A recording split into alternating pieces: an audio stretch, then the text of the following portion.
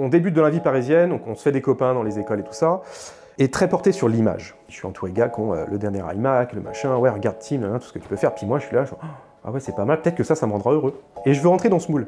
Le découvert se creuse, on vit sur le découvert, puis à un moment, la banque appelle en disant, monsieur Charpentier, là, faut faire quelque chose parce qu'on peut plus rien faire, quoi.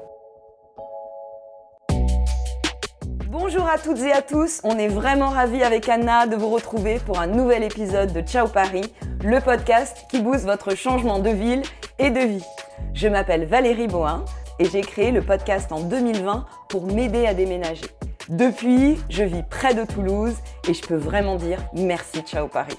Je suis Anna Naoum, j'ai enfin déménagé au Pays Basque. C'est vraiment grâce aux rencontres étonnantes, émouvantes et utiles qu'on partage avec vous un jeudi sur deux. Pour être sûr de recevoir les prochains épisodes, abonnez-vous à Ciao Paris sur votre plateforme d'écoute. Et pour encore plus de ressources et de conseils, inscrivez-vous à notre newsletter ensoleillée. Oui, on sait Valérie, le lien est dans la description de l'épisode. Mais oui. Tout à fait Anna.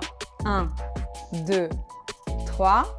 Allez, c'est parti pour le ciao du jour. Mes amis, je vous fais une petite aparté avant de vous emmener rencontrer Tim. Si vous ne savez pas encore où aller vivre après Paris, la région Bourgogne-Franche-Comté peut vous aider. Ils ont mis en place un réseau de 25 chargés d'accueil qui vous accompagnent gratuitement à chaque étape de votre projet. Recherche d'emploi, du logement, inscription des enfants, mise en relation aussi avec des gens du territoire. Et franchement, ça change tout en fait d'avoir quelqu'un sur place pour vous épauler. Moi, j'aurais adoré ça. En tout cas, je vous mets toutes les infos dans la description de cet épisode. Vous retrouverez le lien de venezvivre-en-bourgogne-franche-comté.fr. Et maintenant, place à Tim. Aujourd'hui, je suis dans la Nièvre, près d'un village qui s'appelle Saxy-Bourdon. Et je viens rencontrer Tim. Tim, il était ancien comptable à la mairie de Paris et en fait, il a passé 10 ans là-bas. Et pendant 10 ans, il s'est enfoncé progressivement en fait, dans une forme d'épuisement, à la fois émotionnel mais aussi financier. Et en fait, ce qui m'a touchée dans son histoire, c'est qu'il pensait que c'était lui le problème. Alors qu'en fait, c'était juste que c'était son cadre de vie qui n'allait pas. Et je pense que cette histoire, elle va vraiment toucher tous ceux qui se sentent en décalage dans leur vie quotidienne, dans leur vie citadine et qui essayent à tout prix de rentrer dans le moule. Allez, je vous emmène rencontrer Tim. Salut Tim! Bonjour Valérie, bienvenue dans la Nièvre. C'est magnifique, hein? On a un paysage là splendide. Le paysage du monde. Ça me fait penser un peu au Canada, ça peut faire penser aussi à la Norvège, on peut choisir son pays, c'est un peu universel. C'est vrai. Et écoute ce silence, on est quand même pas mal. On entend un mec qui tronçonne au loin. C'est la Nièvre. On n'est pas loin du Morvan, il y a beaucoup de bûcherons et ça fait partie des champs de la campagne. Ouais, il y a beaucoup de forêts. Beaucoup. Ouais. D'ailleurs, le Morvan est un des premiers fournisseurs de sapins de Noël. C'est le premier producteur. Donc voilà. Et alors, pourquoi tu m'as donné rendez-vous ici? Donc c'est l'étang du Merle. Et du coup, un étang où quand même on peut se baigner l'été. Ah, on peut se baigner. Tout à fait. C'est autorisé ici. C'est autorisé. Ah, trop on a une bien. partie, voilà. Donc tu vois, l'avantage de cet étang, c'est qu'aussi, le petit bonus, c'est qu'on peut faire tout le tour à pied. Donc quand tu vois, tu as envie de te vider la tête, faire une petite randonnée. Ici, c'était un peu mon coin refuge quand on arrivait dans la Nièvre et qu'on avait des coups de speed ou des coups de stress, ce qui nous arrive encore quand même à la campagne. Et bien ici, en fait, c'est tout de suite reposant. C'est un lieu qu'on a découvert qui est tout à côté de notre maison et qu'on a découvert un peu par hasard. Et l'avantage, c'est qu'en toute saison, c'est magnifique. Ouais, j'adore parce qu'au moment où tu dis ça, il y a un rayon de soleil qui est en train d'arriver et qui est en train de nous réchauffer. C'est le destin.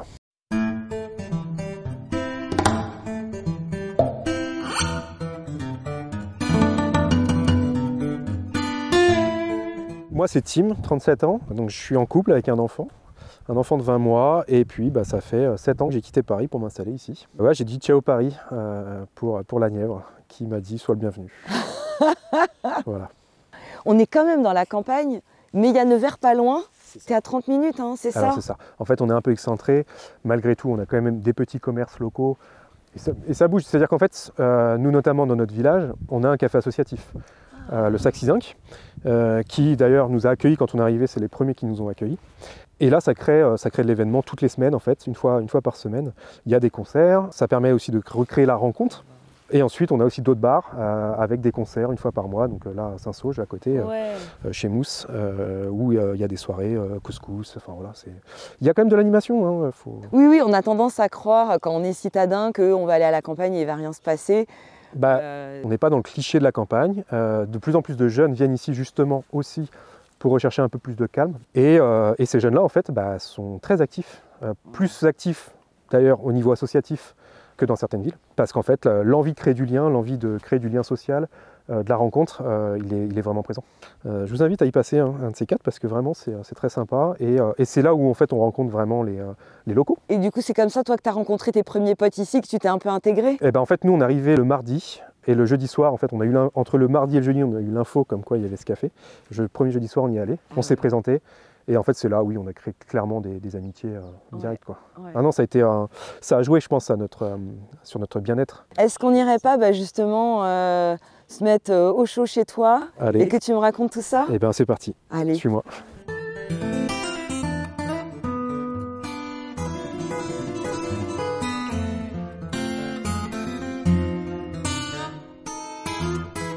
Raconte-moi ton histoire avec Paris, Tim. Paris, longue histoire, Paris. Alors déjà, j'y suis allé, c'est pas vraiment par choix, c'était pas un rêve d'aller vivre à Paris comme beaucoup l'ont. Comme je viens de Seine-et-Marne, bon, je suis toujours dans la région parisienne, mais c'est surtout le travail qui m'amène à Paris, les études. Et en fait, pour développer un peu mes compétences en management, l'école que je trouve est à Paris. Voilà. Et ma conjointe de l'époque, elle, était en école de graphisme. Donc forcément, les meilleures écoles de graphisme sont à Paris. Moi, j'ai 19 ans, je sors du bac. Je suis issu d'une famille nombreuse, je suis le dernier de la famille, donc voilà, j'ai qu'une envie, c'est de partir de la maison, voler de mes propres ailes. Et là, l'occasion se présente, donc on se dit, on va essayer de trouver à Paris. Et au final, donc voilà, on trouve un petit appartement via des amis, un petit logement qui faisait 14 mètres carrés, je crois. Ah oui. Et on a vécu dedans quand même pas mal d'années. Et là, début de la vie étudiante, parisien, j'ai la vingtaine, voilà. Tu t'amuses? Ouais, après beaucoup de sorties. On est monté, je crois, jusqu'à 35 dans notre appartement. À 14 mètres carrés. Avec le sol qui colle le lendemain et tout. Ah ouais, non, mais on était vraiment comme ça. Mais on l'a fait, et c'était un super moment. Mais voilà, en fait, on n'a qu'une envie, c'est de profiter, de faire la fête. Et puis, donc voilà, c'est comme ça que je suis arrivé à Paris, et le début d'une aventure. Qui dure combien de temps alors? Paris, j'y suis resté, je crois, 10 ans. À quel moment ça se dégrade? En 2011, ça commence à me peser au niveau du manque d'espace. Moi, je suis quelqu'un de manuel. Depuis l'âge de 13-14 ans, j'ai besoin de mon petit atelier, je bricole. Là, je suis frustré. La frustration commence à grandir. Je me suis concentré sur mes études. Ça y est, je suis autonome, j'ai mon emploi en CDI à temps plein. Maintenant, je veux développer mes loisirs. Sauf que mes loisirs nécessitent un petit espace pour bricoler. Donc, la frustration commence à grandir. Donc, avec ma conjointe, on cherche des logements, donc on trouve un peu plus grand. Mais ça ne convient toujours pas. En plus, on trouve un logement qui est en rez-de-chaussée avec pas de lumière, des voisins ultra bruyants, on sort, c'est la foule, et là, ça commence à... La pression commence à grandir. En fait, elle commence à cette pression-là. 2011, on change de logement et voilà, là, ça grossit. Ça se mélange un peu dans ma tête, et là, je tombe dans une espèce de semi-dépression. Ouais. Un mal-être, et je sais pas pourquoi, en fait. Il y a un truc qui manque, alors je sais pas ce que c'est. Et puis, quand j'en parle à mon entourage, on me dit, le problème, il vient de toi, en fait. Non, mais peut-être aller voir un psy. Le problème, c'est toi, en fait. Tu te rends pas compte de la chance que tu as, voilà. C'est ce que j'ai comme écho. Donc, moi, je me mets dans ma bulle en me disant, mais en fait, j'ai un problème. Qu'est-ce que c'est? Je comprends pas. Et là, en fait, ça développe cette dépression, ce mal-être profond. En fait, il grandit. Et en parallèle, ta compagne, elle, de l'époque, elle est heureuse à Paris? Heureuse comme tout. Elle travaille dans le milieu de la mode. Elle s'éclate, elle est vraiment dans son monde. Donc elle comprend pas en fait. Elle dit mais Tim, on a tout, regarde, on est bien. Bon, oui, on gagne pas beaucoup notre vie, mais on a tout ce qu'il faut. Et c'est vrai, on avait tout ce qu'il fallait sur le papier. Et donc moi je la comprends. Je dis mais tu as raison, c'est ton truc, moi c'est pas mon truc. Et là elle me dit non, c'est pas que c'est pas ton truc, c'est que tu veux pas accepter que c'est notre truc, c'est comme ça. En fait.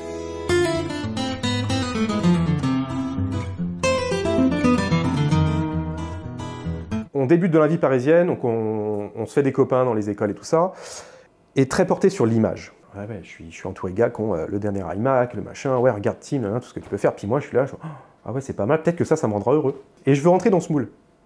Donc là, je vais commencer à dépenser des sous que je n'ai pas, à m'acheter, tiens, la dernière paire de Puma. Ah, on est en 2011, le nouvel iPhone, paf, je le prends, je l'achète. Et là, je prends des crédits. Et là, je rentre dans une spirale financière compliquée, quoi. À l'époque, tu fais quel métier? Tu travailles où et tu gagnes combien? Alors, je suis, donc entre 2007 et 2011-2012, je suis vendeur de jouets, donc au début en alternance, puis après je suis embauché en CDI. En tant que chef d'équipe, je touche le SMIC, clairement. Ok, le prix d'un iMac. Le prix d'un iMac. Et mon boulot, en fait, juste à côté de mon boulot, il y a Surcouf. Alors, je ne sais pas si tu te souviens de Surcouf. Très bien. Voilà. Il y a le grand magasin Doménil, là. Surcouf, c'était un discount d'informatique. C'est ça. Et moi, j'avais ça collé à mon magasin. Donc, tous les midis, à la pause, qu'est-ce qu'on faisait? On mangeait, on allait à Surcouf. Et puis, qu'est-ce qu'on voit? Tiens, crédit, machin. Ah, mais facile, juste une pièce d'identité, un RIB. Ah, vous avez tant CDI? Mais monsieur, c'est super simple. Et là, en fait, on ne contrôle même pas ma situation bancaire. Et là, c'est comme ça que ça commence. C'est que je prends un crédit chez Surcouf, avec un taux de 25 ou 30%. Oh mon Dieu. J'achète un ordi, donc je paye 3 fois le prix. Mais sauf que l'ordi, une fois que j'ai même pas fini de le payer, au bout d'un an, faut que je le change parce qu'il est plus à jour. Et en fait, c'est comme ça que ça part. Et en fait, au début, je suis content. Et puis en fait, très vite, je me rends compte que non, je suis pas content parce que, en fait, je veux réfuter l'idée que c'est un problème matériel. Je me dis non, c'est parce que j'ai pas le dernier truc. Donc, je repars dans cette spirale. Ça dure 6 ans, je crois, un truc comme ça. Ouais. Le découvert se creuse, on vit sur le découvert, puis à un moment, la banque appelle en disant, monsieur Charpentier, là, il faut faire quelque chose parce qu'on ne peut plus rien faire, quoi. Donc, pas de procédure de surendettement, je refais un rachat de prêt par une banque, et là, je commence à remonter la pente, c'est-à-dire que là, on arrête les bêtises, on reprend tout à zéro. Ouais. Et là, on est en quelle année? Je pense que c'est en 2013, ouais. Et ta compagne de l'époque, elle voit pas ça? Elle t'alerte pas sur Si, bien sûr. cette ultra-consommation dans laquelle tu es? Si, elle m'alerte. Et en fait, oui, mais pour moi, c'est normal, en fait. Enfin, c'est ça qui est bizarre, c'est qu'aujourd'hui, je le vois, mais sur le moment, pour moi, c'est normal, c'est comme ça. Bah oui, mais vous voulez que je fasse comment? Faut que je rentre dans le moule. Je veux être parisien, je veux être le petit gars, le petit Titi avec sa petite veste, ses petites chaussures, sa petite... aujourd'hui, je verrai la petite Apple Watch, et puis voilà, je veux être le Titi parisien, quoi.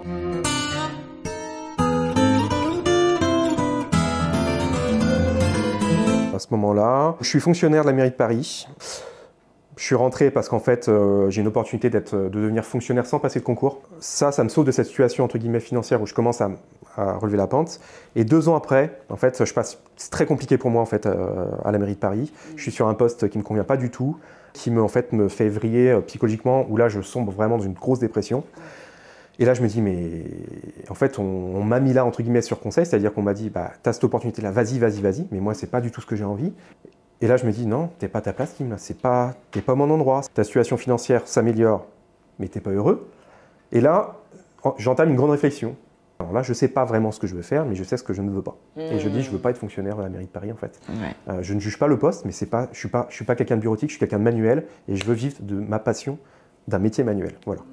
Et ça commence comme ça. Ouais. C'est bien aussi de commencer parfois par ce qu'on veut pas, parce qu'on ne sait pas toujours ce qu'on veut, mais déjà de commencer à éliminer des trucs, ça permet de... de faire le tri. Ouais. Et avec le recul aujourd'hui, oui, en effet. Mais c'est comme tout ce qui arrive, c'est-à-dire que dans tout malheur, il y a du positif, mais on s'en rend pas compte sur le moment. Moi aujourd'hui, j'ai une philosophie de vie qui est complètement différente, parce qu'avec ce vécu négatif, j'en ai fait une force aujourd'hui, qui me fait déplacer les montagnes. Donc oui, pour moi, c'est nécessaire de vivre ce genre d'expérience. Mais sur le moment, c'est dur. C'est dur. Surtout quand on n'a pas forcément d'appui familial, sauf, alors moi, j'ai eu la chance, j'ai eu un appui très fort ici, dans la Nièvre, qui a fait qu'aujourd'hui je suis là. C'est mon frère qui vit ici depuis des années. Et en fait, qui m'a vraiment ouvert les yeux la première fois que je suis venu là. On a eu une grande discussion. On est en quelle année à ce moment-là? 2014. Et là, je prends conscience que, en fait, ouais, on est pas mal dans la Nièvre, en fait, là aussi. Puis c'est agréable. Et en fait, ça devient mon refuge. Et dès que je suis pas bien, je prends un billet de train, je viens ici. Et là, pour moi, c'est la révélation. C'est ça qui me permet de tenir. C'est en échangeant avec mon frère, les amis qui sont dans le coin, que j'ouvre les yeux sur ma situation de couple, professionnelle et de vie. Et du coup, la Nièvre, elle devient une révélation en me disant 1, t'es pas avec la bonne personne. 2, t'as pas le bon boulot. 3, t'es pas du tout à ta place géographiquement, quoi. Et je fais tout péter. Moi, j'identifie que j'ai une passion pour les véhicules aménagés, enfin pour tout ce qui est un peu voyage aménagé. Je m'achète un camion. Et là, je lui en parle. Je lui pose la question, est-ce que tu te verrais, toi, aujourd'hui, tout lâcher, partir sur les routes, en van, comme ça? Ah non, mais moi, c'est hors de question. Et là, c'est bon, ok. Quelques semaines plus tard, je décide de rompre. Alors, difficilement, parce que j'étais toujours amoureux et que ça a été une des plus dures décisions de ma vie. Ça a été de rompre. Ça a été très compliqué à gérer, mais... pour moi, en fait, c'était viscéral. Tu te choisis. Tu as fait des énormes, enfin, tu as fait plein de petits pas et du coup, tu as vraiment bien avancé. C'est quoi le déclic et où tu te dis, ok, là maintenant, je pars? 2015, attentat. Les attentats de 2015, donc moi j'habite dans le Marais, je suis pas loin de la place de la République. Une semaine après, 15 jours après, on voit les témoignages et tout ça, puis là je me dis putain, les gens de mon âge là qui n'ont pas eu la chance de vivre leur vie, qui se sont fait buter, et là c'est une grosse claque dans ma gueule en mode putain t'as cette chance là mec, là t'as pas le choix quoi. Et là, je reprends le taf et puis clairement je regarde là comme ça, je me fais mais non, je peux plus en fait, je peux plus, c'est pas moi, c'est pas pour moi. Non, je choisis. Aujourd'hui, à partir d'aujourd'hui, je décide de prendre ma vie en main. Je ne vis pas pour l'autre, j'ai décidé de vivre pour moi. À ce moment précis, j'ai décidé de vivre pour moi et pas pour les autres.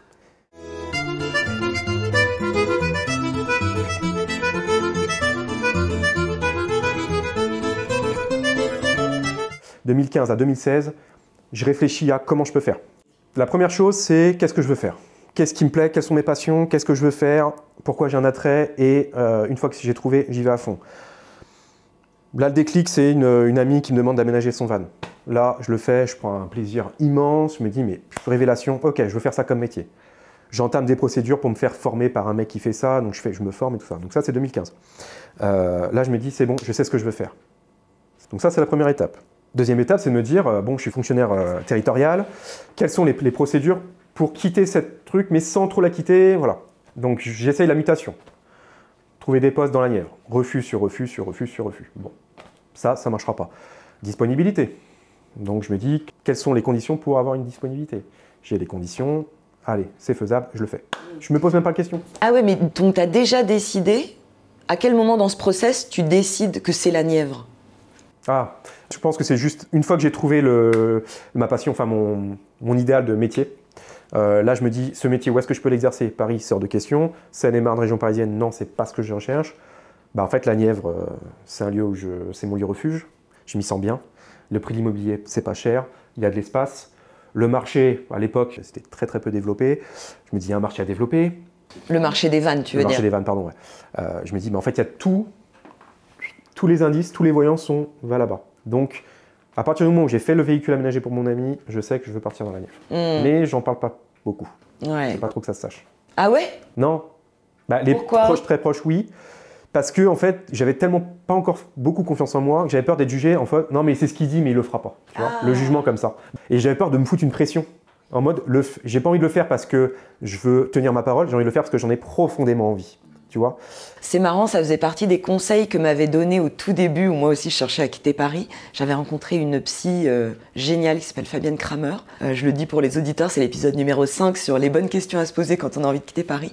Et elle conseille au départ, gardez-le pour vous et dites-le au moment où vous avez vraiment commencé à... où c'est en route. Où c'est bien avancé, c'est ça, c'est qu'en fait ça peut vite se retourner contre nous. On peut soit ça casse le rêve et du coup on va plus oser puis on va se dire non mais ils ont raison. Alors qu'en fait au fond, non mais c'est pas ces gens-là, est-ce qu'ils l'ont fait ça? Non, bon c'est peut-être pas eux donner des conseils. Parce que moi depuis que j'ai fait ça, depuis que j'ai choisi ça, les gens qui m'ont conseillé de le faire, c'est des gens qui l'ont fait eux-mêmes, qui ont rencontré des difficultés et qui m'ont dit mais pour tout l'or du monde, je reviendrai pas en arrière. C'est des gens bienveillants. Donc, préparez votre truc tranquille et une fois que c'est bien avancé, vous savez que c'est parti, quoi qu'on en dise, vous allez aller au bout. Ouais. Là, vous pouvez en parler.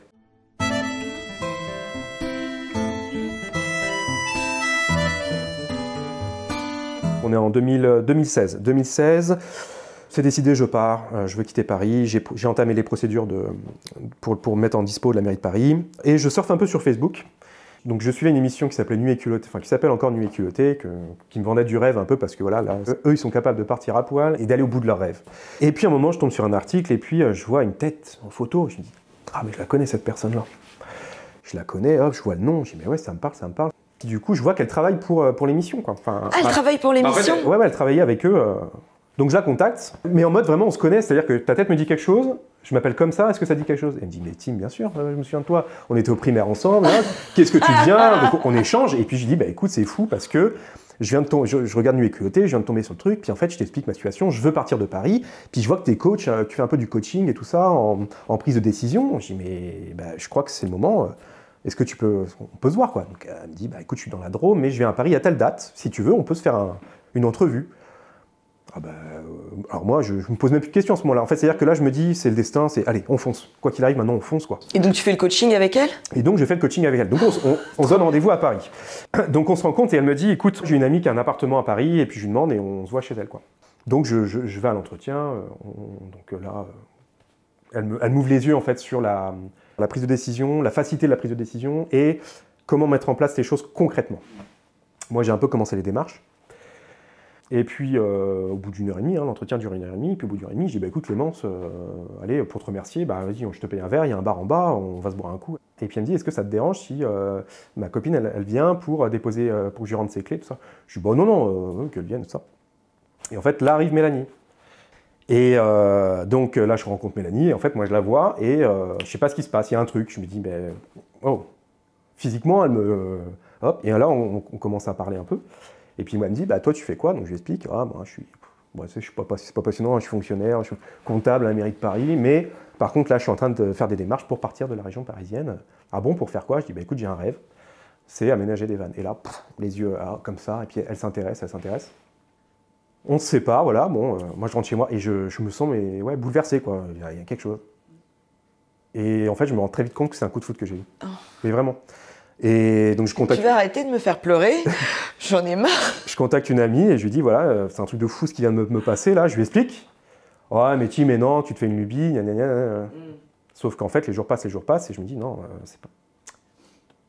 J'appelle même ma mère pour lui dire, voilà ce qui se passe, qu'est-ce que t'en penses? Elle me dit, maman, j'ai rencontré la femme de ma vie. Elle me dit, je vais te poser une question. Est-ce que tu dois faire des enfants avec cette personne-là? Et là, du tac au tac, je dis, oui. Alors qu'avant, en fait, avec mes ex, c'était, non, pas vraiment en fait. Alors que là, c'était tac au tac. Elle me dit, alors, t'as la réponse, Tim.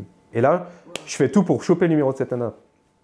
Et je lui propose qu'on se voit un soir, qu'on aille boire un verre, quoi. Et donc, on se retrouve dans un bar à Paris. Et là, c'est clair et net que oui, en fait, cette personne-là, je suis fou, quoi. Je suis fou d'elle, tout ça. Bref. Et c'est beaucoup d'échanges comme ça, mais sans rien. Enfin voilà, il se passe rien. Et en fait, un jour, je l'invite dans la Nièvre. Je dis, écoute, moi, je suis chez mon frère, si ça te dit, je viens te chercher à la gare avec mon camion aménagé, et tu viens, et puis je te fais visiter en van aménagé la Nièvre, quoi.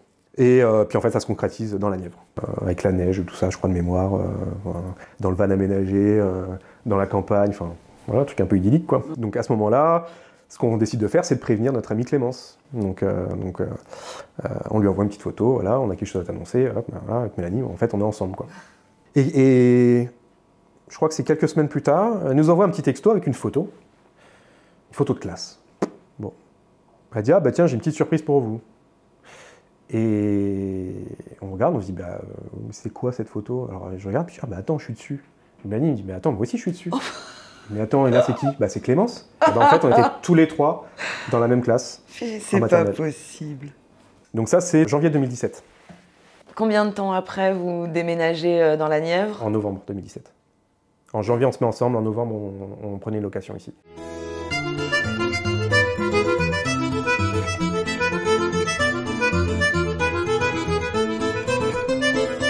De fil en aiguille, en discutant, elle me fait comprendre que elle a un très bon poste à Paris, mais qu'elle arrive ici, c'est une révélation, elle dit mais c'est magnifique, moi je suis quelqu'un de très nature. Donc elle travaille à la Fondation Nicolas Hulot, donc elle a un attrait pour l'écologie, pour la nature. Et nous on se rend compte, en fait, c'est ça qui est fou, c'est qu'en fait, après en avoir discuté, on se rend compte qu'au moment où on se rend compte, on a chacun fait notre chemin pour partir de Paris, mais on n'en est pas conscient, enfin, on ne sait pas que l'autre aussi, tu vois. Ouais. C'est-à-dire qu'on se rend compte à une époque charnière, c'est un moment charnière de nos vies. Notre vie, elle a fait comme ça, on se rencontre et là, on sait qu'on va partir ensemble. Ouais. Enfin, c'est assez fou, en fait, c'est vrai que c'est assez incroyable. Mais tout ça, je te dis, on l'apprend petit à petit en échangeant, en discutant, en se rendant compte qu'en fait, on avait exactement les mêmes envies. Et ça se confirme aujourd'hui, parce que on est encore ensemble. Et ça a été une force, pour nous deux, ça a été une force. C'est-à-dire que partir tout seul, je comprends que ce soit ultra compliqué. C'est ce qu'il y a de plus dur. Nous, ça s'est fait, entre guillemets, naturellement, parce qu'on est deux personnes qui avions le même objectif, au final. Et on a su se reposer l'un sur l'autre quand ça allait pas. Et il y en a toujours un qui faisait moteur. Donc c'est une super force. Et à cela, on ajoute l'amour qui aussi augmente la force. C'est assez extraordinaire. Vous savez que c'est dans la Nièvre que vous voulez aller vivre, parce qu'il y a ton frère. Donc, est-ce que vous choisissez le point de chute proche de lui? Comment vous choisissez où vous installez dans la Nièvre? Alors, première chose qu'on fait, on achète un van à Paris. Sur un coup de tête, on trouve le parking, une place de parking à 2 francs 6 sous juste à côté de l'appart de la coloc, bref. On prend le van et en fait, dès qu'on peut, on vient dans la Nièvre. Et là, on commence à discuter avec les copains. Alors, qu'est-ce que vous nous conseillez comme coin? Alors, moi, je sais que j'aime beaucoup les Amognes. Et puis, en fait, je me dis, non, moi, je veux les Amognes, pas très loin de chez mon frère. Et puis, en fait, avec le van, on va visiter un peu à droite à gauche. Ouais. Parce que la Nièvre, on est entre. Est-ce que tu veux bien nous le resituer, on va dire? En fait, la Nièvre, c'est quoi? C'est à mi-chemin entre, on va dire, Paris et Clermont-Ferrand. Vraiment, on est quasiment au milieu de la France. On est à 3h30 de la mer, 3h30 de la montagne. Voilà, on est un peu central. L'avantage aussi, c'est que c'est desservi directement sur Paris.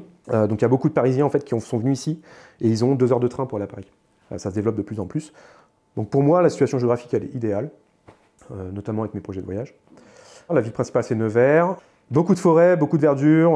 Voilà, le principal atout, c'est le Morvan. Hein. Morvan, c'est vraiment le côté magique. On a l'impression d'être un petit peu au Canada. En toute saison, c'est magnifique, c'est vallonné. Il y a des étangs, donc été comme hiver, on peut même skier au Haut-Folin si on veut, l'hiver quand il y a de la neige.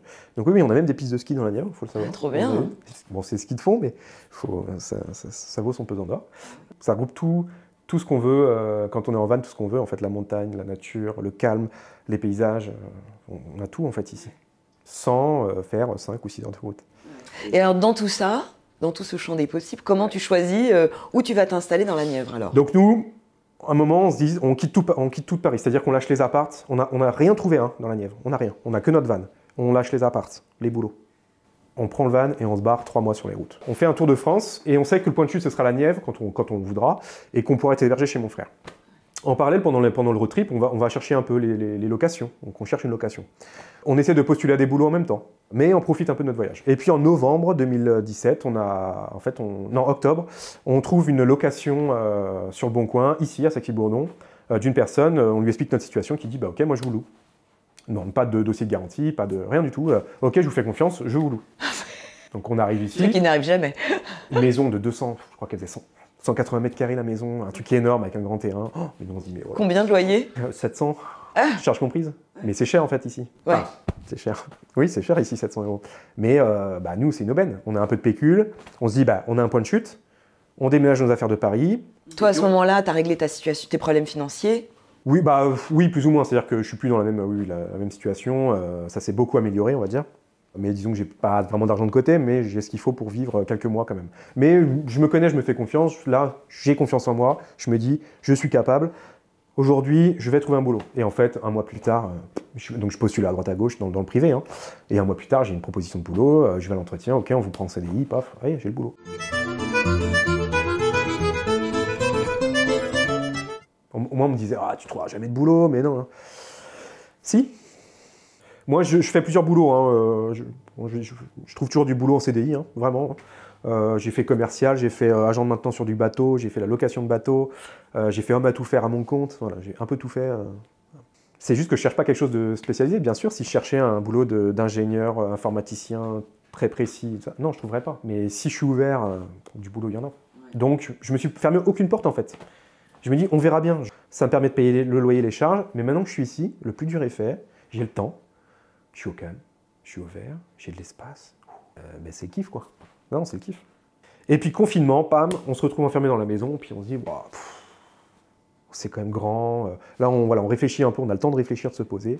Moi, je me dis, j'ai mon rêve de ma boîte, là, depuis 2016, qui a mûri. Non, il faut que je crée mon truc. Du coup, on se dit, pour créer ma boîte, il me faut un atelier. Bon, ma conjointe est en CDI, je suis en CDI. Si on veut acheter, c'est peut-être maintenant. Ouais. Donc, on entame les procédures bancaires pour savoir les prêts. Ok, on a un feu vert de la banque. Et là, on commence à chercher les maisons. Moi, je ne veux pas partir de Saxy, en fait. Moi, je suis bien à Saxy, on connaît tous les voisins, on s'y sent bien. Non, il faut qu'on cherche ici. Un mois plus tard, coup de téléphone d'une voisine. J'ai mon voisin qui vend sa maison. Vous ne voulez pas aller la voir et tout. L'annonce, elle est sur Internet. On regarde l'annonce. Pas vraiment mise en valeur, mais elle me dit non, ça me dit rien. Et puis la voisine, non mais vraiment allez-y, allez voir quand même. Et on vient un soir, on voit rien. Moi j'arrive ici, je vois la maison, je dis mais juste la façade, je dis c'est beau quand même. Coup de cœur, mais là, comme la rencontre de Mélanie, tu vois, je veux ça. Moi je me dis c'est bon. Tu t'es projeté tout de suite. Tout de suite, le style, tu vois, le sol, le machin. Oui, il y a un sol un peu terrazzo avec des mosaïques. Voilà. Et ça fait vraiment ancien, tu vois, un peu bar à l'ancienne, tout ça. Je me dis, le potentiel, je le vois tout de suite. Puis on ne connaissait pas le prix, je crois. Là, je te dis le prix de la maison, t'hallucines. Ah oui. On a acheté ici. Bah vas-y. Nous, on a acheté ici. Donc on a un atelier, une grange. Donc on est à Saxy-Bourdon. Saxy-Bourdon. On a une grange, une deuxième maison à côté. Vous n'avez pas vu, mais j'ai une petite maison à côté.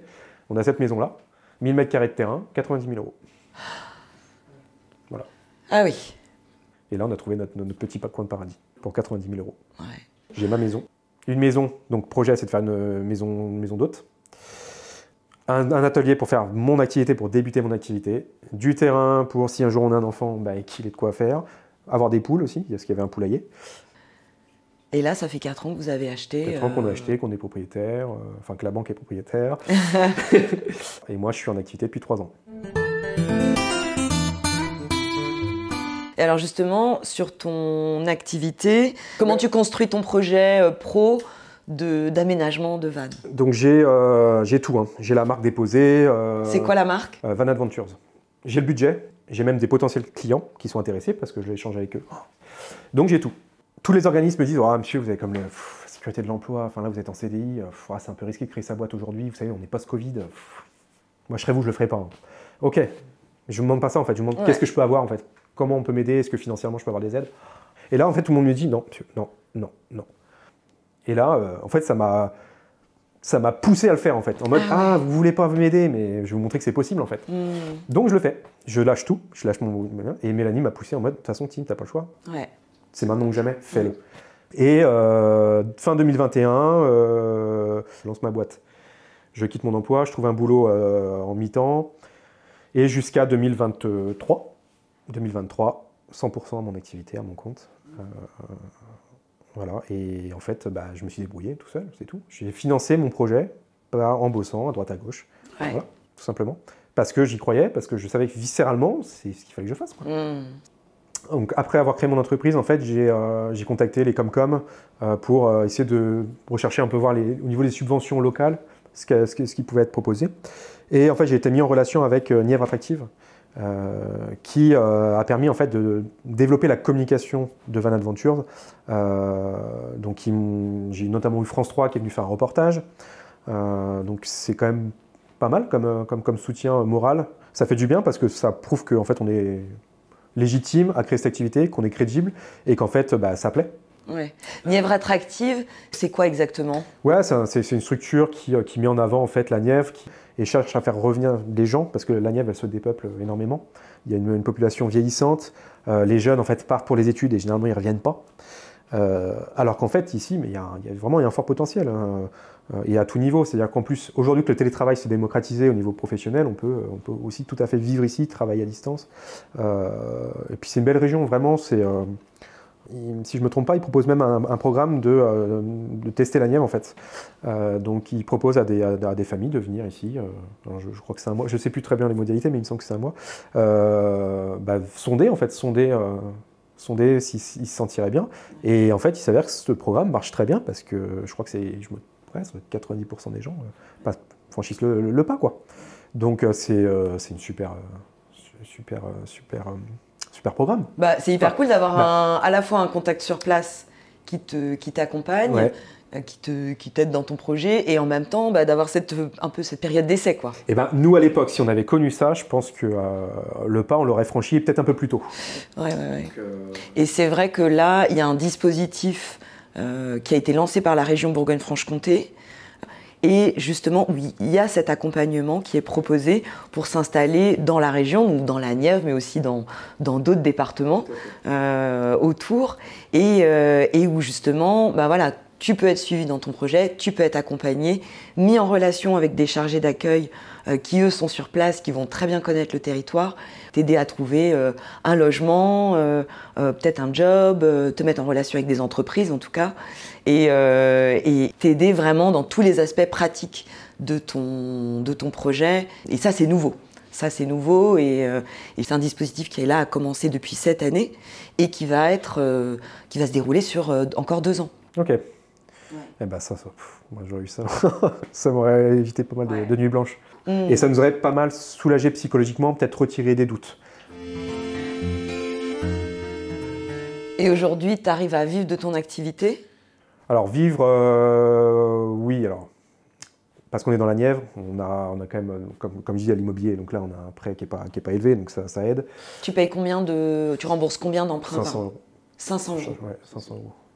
Après ici, tout est fait en voiture, donc forcément il y a des frais d'essence. De chauffage. De chauffage, donc ça c'est L'hiver, pareil, là on a investi dans un système de chauffage plus performant parce que l'hiver peuvent être rudes. Donc il y a quand même pas mal de frais. Là, jusqu'à il y a quelques mois, c'était compliqué d'en vivre vraiment. Maintenant, oui, maintenant on arrive à stabiliser la situation. Je suis là, je viens de passer en société d'ailleurs. Je suis plus en micro-entreprise, je passe en société, donc ça montre que oui, c'est bien parti quoi.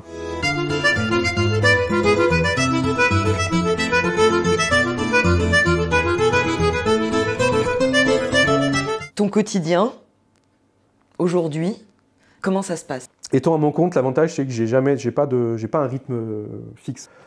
Je bosse à mon rythme parce que je suis à mon compte pour ça en fait, pour bosser à mon rythme, sans pression. Tant que le travail est fait en temps et en heure pour le client, voilà, et le client est satisfait, moi c'est le principal. Et côté vie de famille, vie sociale? Et côté vie de famille, donc aujourd'hui on a un petit bout de 20 mois, voilà, faut l'emmener à la crèche le matin, le récupérer le soir. Donc Mélanie pareil, elle travaille à temps plein. Hein. Donc voilà, on s'organise chacun de notre côté. Mélanie, elle s'est reconvertie aussi? Alors Mélanie, du coup, elle a fait pas mal de boulot. Et là, ça fait 5 ans, je crois, maintenant qu'elle a son poste. Donc elle a un poste de chargé d'accueil, qui est à 15 minutes de la maison, qui lui permet aussi d'avoir des horaires assez flexibles pour récupérer Liam ou s'occuper de Liam quand il y a besoin. Donc pour l'instant, tout va bien, ça lui convient. Donc il faut savoir que Mélanie, elle est quand même ingénieure web. Donc là, chargée d'accueil, c'est pas le même salaire, c'est pas le même métier. Mais après, elle essaie de développer aussi pas mal sa passion. En fait, elle voit que moi, j'arrive aujourd'hui à commencer à vivre de ma passion. Je pense que ça la motive aussi, elle est férue de tricot, à développer aussi cette activité-là. Ouais. Donc elle tient, ça va pas lui plaire que je dise ça, mais elle a une page YouTube, elle a un blog, un compte Insta. Ah mais trop bien, on va le partager. C'est À l'ombre du cactus. À l'ombre du cactus. À l'ombre du cactus, voilà. Donc chaîne YouTube, page Instagram. Et elle partage donc sa passion, et puis elle fait aussi des patrons, des choses comme ça. Quoi. Ah, mais trop bien. Ouais, quotidien d'une famille. Après, moi, l'activité, le problème, c'est qu'elle me prend beaucoup de temps, et des fois, je suis un peu obligé de bosser les week-ends, donc on part beaucoup moins qu'avant. Donc c'est le projet aussi que, avec Liam, maintenant, avec le petit, on a fait nos premières vacances là, cet été en van avec lui. Et en fait, je crois qu'il dormait mieux dans le van que ici. Ça berce. Ah ouais. Ou ce côté cocon, je sais pas. Ouais. Mais du coup, ça nous pousse à... On sait que lui, du coup, il est prêt à vivre aussi l'aventure avec nous. On espère relancer la bonne aventure très très prochainement.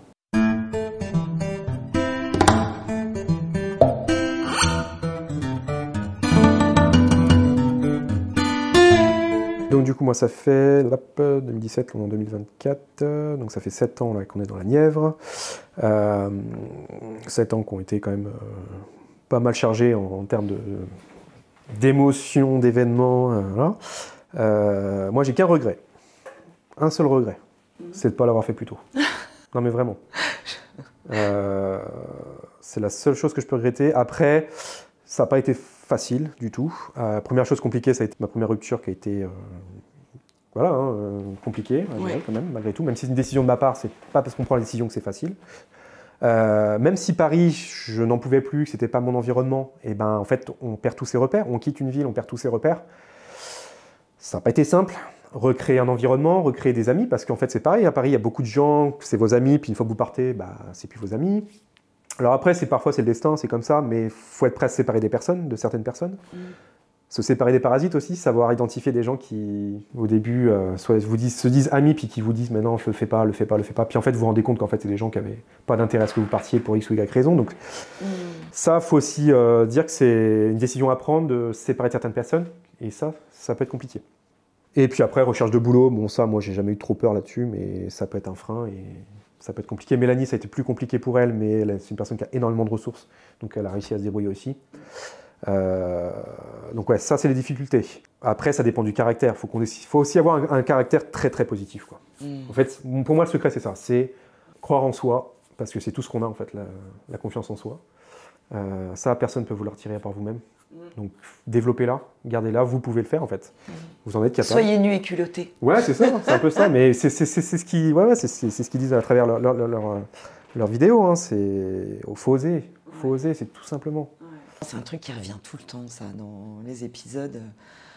C'est le côté ah, si j'avais su j'aurais pas laissé autant de place à la peur d'oser et en même temps je me dis les choses elles arrivent aussi à leur heure. Aujourd'hui avec le recul je me rends compte que tout ce que j'ai, donc notamment les problèmes financiers, les déboires amoureux, tout ça a construit des choses en moi que j'avais pas conscience sur le moment.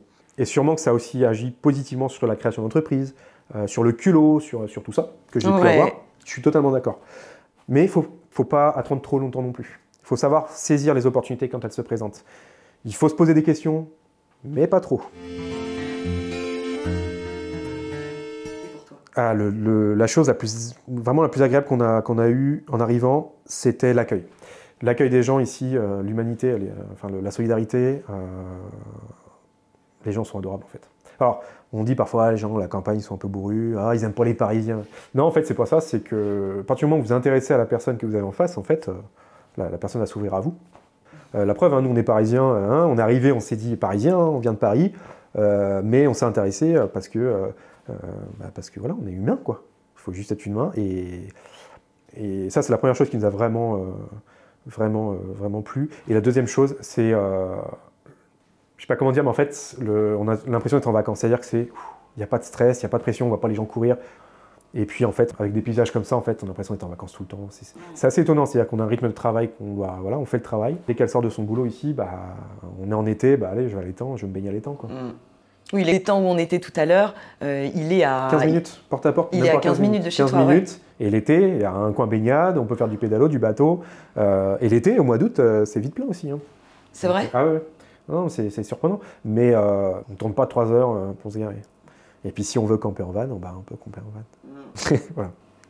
Il y avait 3 choses auxquelles tu renoncerais plus aujourd'hui, ce serait quoi ? Déjà, je ne retournerai plus en ville. Je reste à la campagne.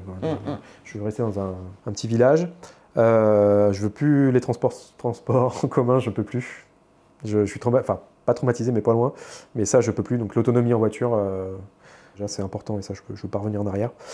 Et après, si je peux, c'est rester à mon compte.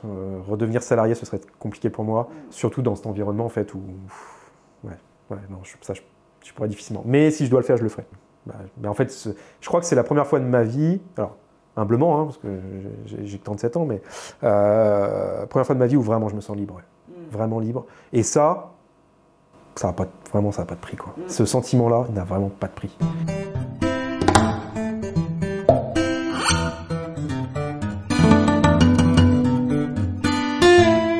Qu'est-ce qu'on peut te souhaiter pour l'avenir ? Parce que là, je vois pas ce que je peux te souhaiter de plus, mais qu'est-ce que toi, alors, tu peux te souhaiter pour l'avenir ? Déjà d'être en bonne santé, que mon fils soit heureux, surtout après moi personnellement, mon rêve en fait, au-delà de créer mon entreprise, c'est de créer de l'emploi.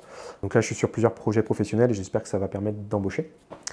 Et au niveau familial, c'est qu'on continue en fait ce qu'on a continué à faire jusque-là, en fait, tout simplement, en fait, vivre notre vie sans trop de pression, arriver à maintenir en fait ce cadre de vie, quoi, tout simplement. Dans la Nièvre, au cas, parce qu'on veut rester là en fait, on ne veut pas partir, on est bien, on s'y sent bien, on espère pouvoir rester ici très très très très longtemps. Moi je dis ciao Paris, toi tu dis quoi, Tim ? Oh la bonne question. Welcome Nièvre. Welcome Nièvre. Ouais, en plus nous, ce qu'il faut savoir, c'est qu'en plus dans notre groupe, nous, tous nos amis en fait, principalement les amis de mon frère à la base, mais qui sont devenus du coup la bande de copains, en fait ils sont tous venus là. Ils sont tous venus de Paris à ici. Et après, tous des néo-ruraux, il y a une bande de néo-ruraux là près de Saxy-Bourdon. Saxy-Bourdon, dans les Amoynes là, on a un petit groupe, on commence à être un bon petit groupe, puis maintenant il y a les parents aussi qui viennent.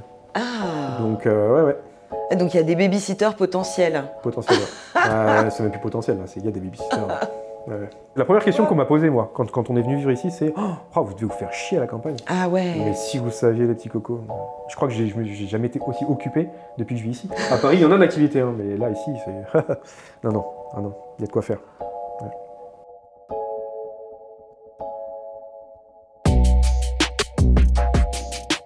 Merci beaucoup d'avoir écouté cette conversation. J'espère sincèrement qu'elle vous a été utile et vous a plu. Pour être sûr de recevoir les prochains épisodes, abonnez-vous à Ciao Paris sur votre plateforme d'écoute. Et pour encore plus de ressources et de conseils, inscrivez-vous à notre newsletter ensoleillée. Le lien est dans la description de l'épisode. Avec Anna, on vous retrouve jeudi dans 2 semaines pour une nouvelle histoire. Et d'ici là, venez nous faire un coucou sur Insta, @Ciao Paris le podcast, tout attaché. Ciao, C-I-A-O. Allez, ciao. Ce nouveau départ a été produit et réalisé par Valérie Bohin.